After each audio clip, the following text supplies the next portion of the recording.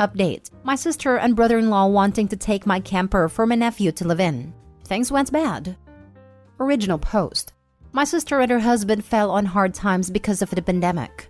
They went from renting a nice house to having to rent a room from a friend.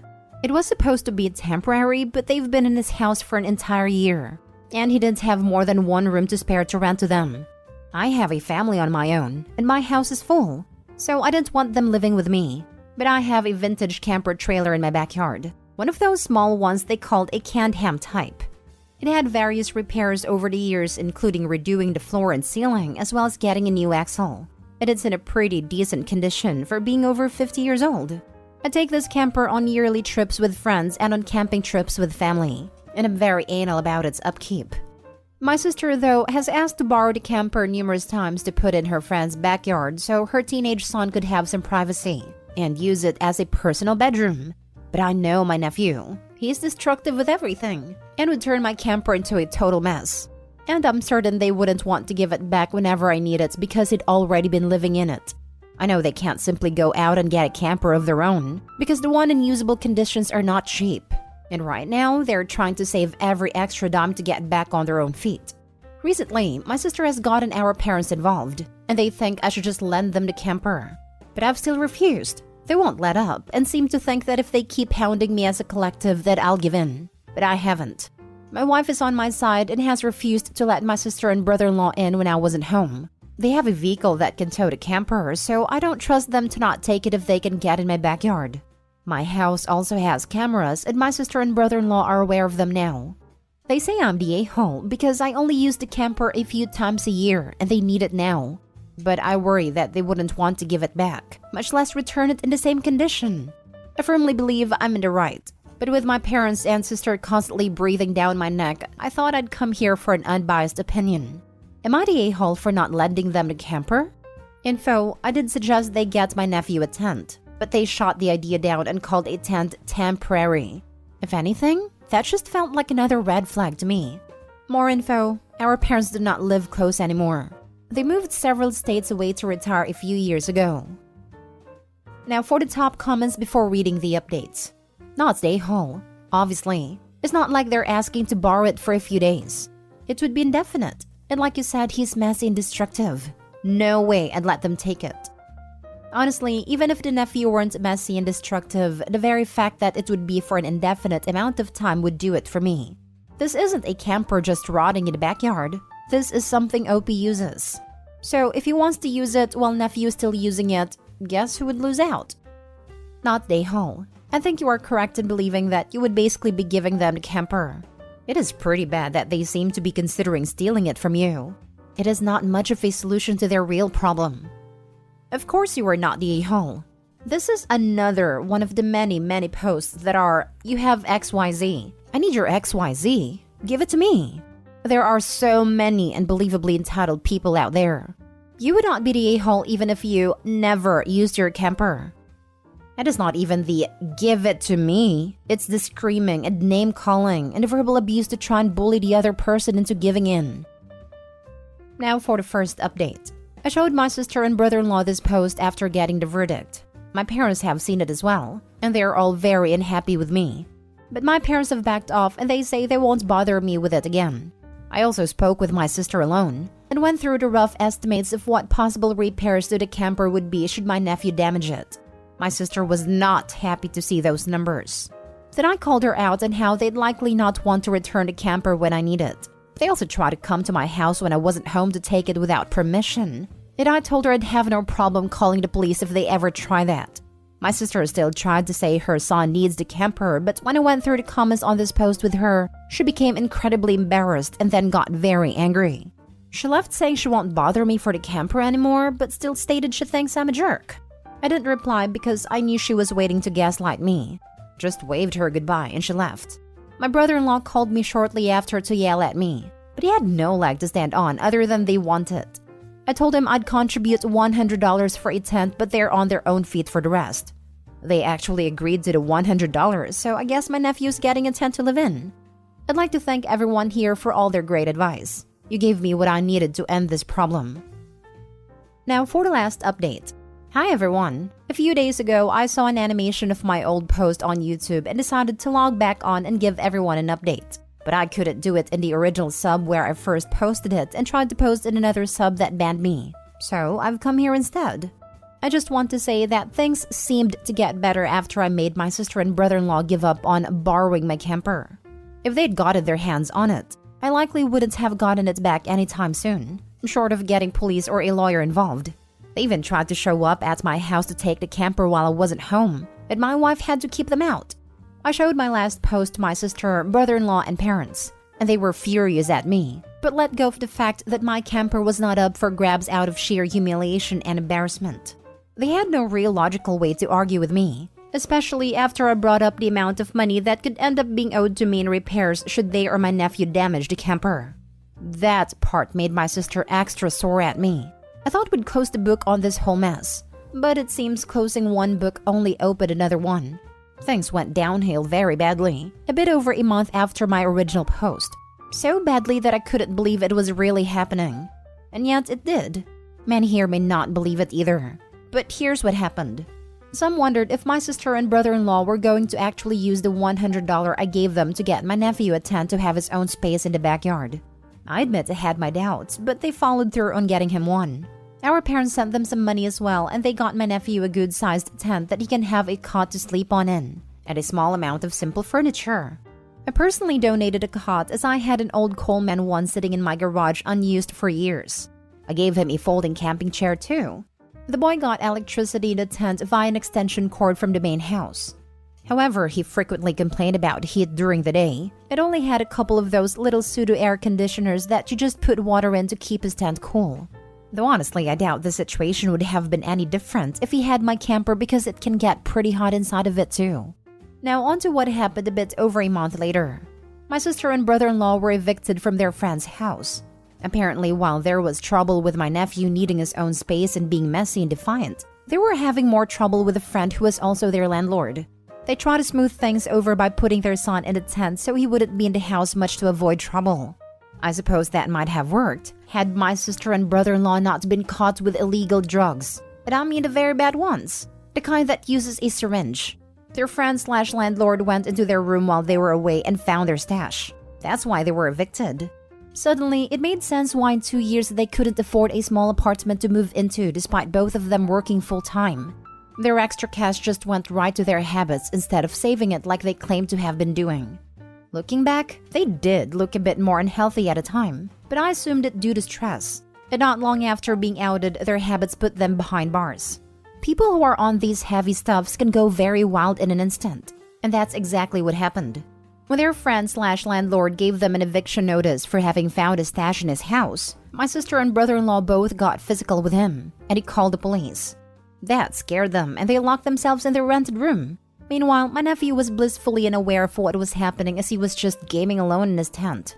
The friend/landlord pressed charges, and police soon arrested my sister and brother-in-law because there were indoor security cameras that caught the whole altercation. I was very surprised about what happened when I heard about it. I got a call from the police station, and I was asked to take in my nephew since he could no longer stay where he was. Since our parents are states away and living in a retirement community, they couldn't take him in, so it was up to me. And I did so. I wasn't particularly fond of my nephew, but I realized this upbringing really did not help our relationship, nor did the fact that my sister and I don't really get along. We brought his tent over to my place and set it up in my backyard. He's still living in it, even though we've cleared the attic out for him. But he says he likes the tent better because it feels like his own little house where he can just be himself. We've even added a mini fridge I bought used in there for him so he could have cold drinks when he wants them. Currently, we're still working on becoming my nephew's permanent legal guardians. My sister and brother-in-law are both facing heavy charges, as they assaulted a man, resisted arrest, and were in possession of illegal stuffs. From jail, though, they've actually been very cooperative, albeit while dealing with withdrawal from no longer being able to self-medicate. I've been to see my sister, and she said she and her husband were so out of it on the day it happened. They don't even remember attacking their friend. I don't know if they're faking memory loss to try and get a lesser punishment or if they really were that high. But I suppose it doesn't matter. It changes nothing since there was CCTV showing the attack. They are looking into possibly getting a plea deal when they go to court in November. But even with that, they may be in prison until their son is over 18 at least. I didn't have the heart to risk the foster system on my nephew. My wife has had my back on this too, and we've been working as a team. My sister and brother-in-law have signed over the title to their SUV to me, and the plan is to make it my nephew's vehicle when he gets older, since he'll be 18 in 3 years. Or we can sell it to get him something that uses a lot less fuel. I already had to pay to get the SUV back from the police impound. That's money I know I'm never going to get back. When my sister and brother-in-law get out of prison in a few years, they're not exactly gonna have much to their name. So taking care of their son and making sure he grows up in a better environment feels like the least I could do. For those wondering about the substance use, it wasn't entirely out of left field. My sister was especially troubled in her teenage years and struggled with addiction in her early 20s with the same stuff. She nearly got kicked out of college for it.